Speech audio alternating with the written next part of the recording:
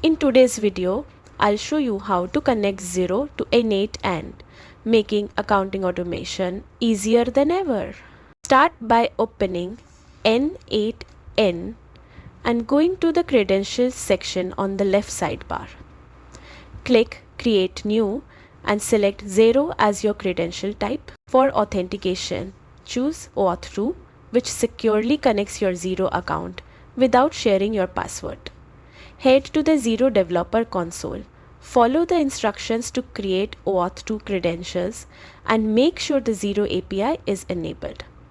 Grab your client ID, client secret, and redirect UI. Return to N8N, enter these details in the credential setup, and hit Save. This establishes a secure connection, allowing N8N to interact with your Xero account and automate accounting tasks like invoicing, expense tracking, and data syncing. And that's it.